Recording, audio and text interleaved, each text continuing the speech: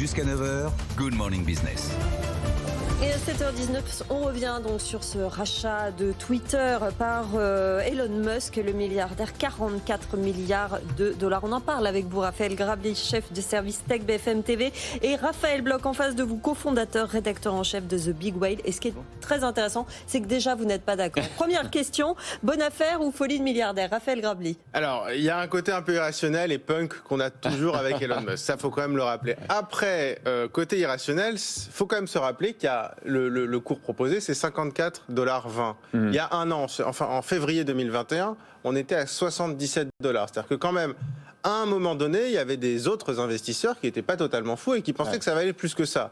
Donc même si ça a baissé depuis, c'est vrai que le prix n'est pas totalement dingue. Sauf qu'en le retirant de la cote, il se prive de l'opportunité de vendre plus cher. Exactement. Et puis il dit qu'il ne veut pas faire d'argent avec. Et oui, c'est ça. C'est la semaine dernière, où il y a 15 jours dans la tête, il dit je ne veux pas faire d'argent avec Twitter. Et donc ce que je veux, c'est sauver. En fait, il se présente comme un sauveur de la liberté d'expression. Ouais. Bon, Twitter, ils s'illustrent pas non plus par leur modération exacerbée, mais c'est vrai qu'il y a une hypothèse, c'est soit il va en faire quelque chose de très profitable.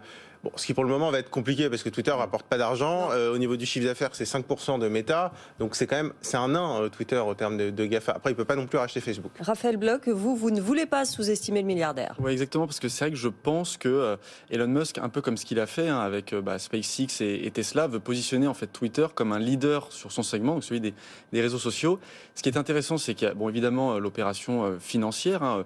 Là, c'est plutôt un bon coup.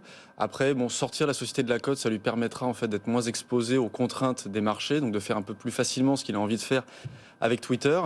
Mais ce qui va être intéressant, c'est vraiment de voir finalement s'il va réussir à infléchir la stratégie Twitter, à savoir rester un média, on va dire, traditionnel, ou alors, et moi c'est ce qui m'intéresse beaucoup, c'est s'il va les positionner sur des nouvelles technologies comme les cryptos, la blockchain, ce que le réseau avait commencé à faire, mais ce que en fait Jack Dorsey n'a pas eu le temps ou pas forcément voulu faire.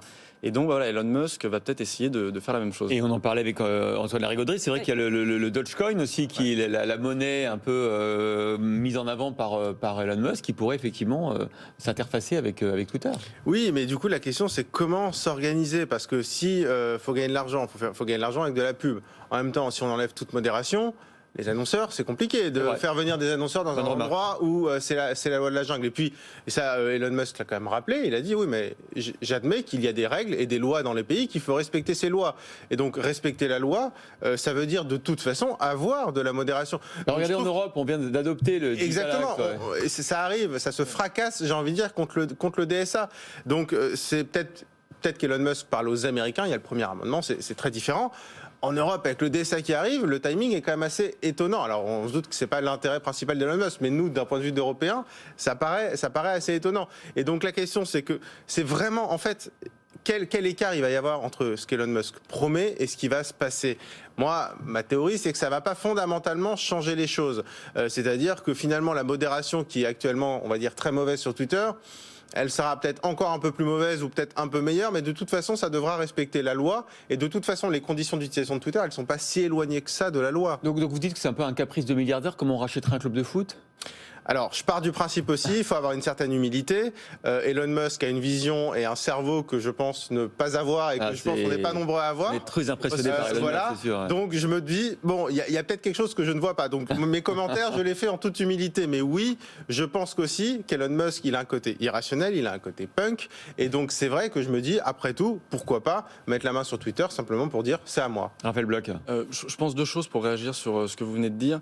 La première, c'est que, à mon avis, Elon Musk est convaincu que ce qu'il fait va dans le sens de l'histoire. C'est-à-dire que sur la liberté d'expression, lui se dit, bon, certes, les Européens votent ce texte, mais à l'échelle, je veux dire, de l'histoire, sur un siècle, est-ce que les Européens ne vont pas se déjuger en se disant que finalement, c'est le modèle américain où effectivement on peut s'exprimer comme on le sait, ce qui va apporter. Et deuxième chose, la monétisation. En fait, vous avez raison de rappeler, aujourd'hui, c'est finalement la qui va driver les réseaux sociaux. Mais demain, s'il arrive en fait à positionner son entreprise sur, encore une fois, des technologies émergentes avec des nouveaux systèmes de paiement, des choses comme ça, il y a des perspectives de monétisation qui seraient tout autres que celles uniquement calquées sur la pub. Et du point de vue des salariés, Raphaël Grabli, est-ce que ça va être intéressant de rester chez Twitter? Est-ce qu'il ne va pas être plus intéressant de passer à la concurrence? Il y aura plus de stock options du coup. Alors, oui, on ne sait pas trop encore. Peut-être après tout, il pourrait mettre des. Enfin, S'il sort de la cote, c'est non, compliqué, s'il sort de quoi. la cote, c'est compliqué. Il pourrait mettre d'autres Mais façons je crois qu'il d'incentiver dit les qu'il va sortir de salariés. la cote, non, il dit qu'il ne veut plus que ce soit coté, je crois. Ah non, ça sortir de la bourse, ça c'est Ouais, sûr. Après, ouais. la question, c'est comment incentiver un petit Bah peu ouais, les parce salariés. qu'il fait la Ça guerre va être des talents compliqué. là-bas, quand même, hein. Et puis, dans les médias américains, ce qui se dit, c'est quand même que là, c'est un peu la fuite des cerveaux ou pas, mais enfin la fuite des salariés, parce qu'il y a quand même un choc des cultures. Musk, c'est quand même un peu le néo-texan qui est face au, si je caricature, au bobo de la Silicon Valley. C'est un peu ça. Donc, il va y avoir un choc des cultures assez important. Il y a- Ça fait le bloc. Il y a quand même une chose, et ça il ne faut pas l'oublier. Tesla est peut-être l'entreprise où les gens travaillent le plus et ne sont pas forcément très bien payés. Pourquoi ? Parce qu'ils acceptent ces conditions pour travailler avec Elon Musk. Ouais, c'est ça. Et avoir cette ligne sur leur CV. Exactement, c'est-à-dire que quand vous interrogez en fait des salariés des entreprises qui travaillent pour Elon Musk, c'est ce qu'ils vous disent, c'est-à-dire que c'est soit une espèce d'accélérateur de carrière, Oui. vous passez quelques années avec lui, alors là vous en prenez plein les yeux, ou alors même vous êtes fasciné par le personnage et vous êtes prêt à toutes les concessions pour travailler pour lui. Et je pense que c'est aussi un peu le pari qu'il fait, c'est avec un discours fort, en expliquant que voilà, il a envie de faire de Twitter ce réseau social un peu particulier, qu'il va retenir des talents. Ouais.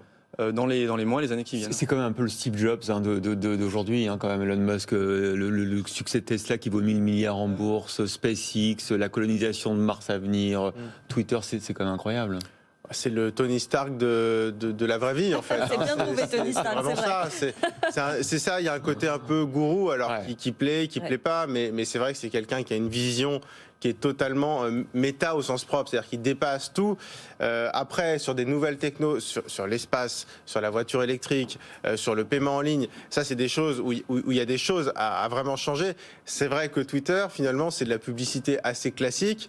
Donc, effectivement, la question, c'est le changement de modèle économique. Mais après, dans quelle direction et pour quel usage ? Merci beaucoup, Raphaël Grabli, chef de service Tech BFM TV, et Raphaël Bloch, en face de vous, cofondateur et rédacteur en chef de The Big Whale.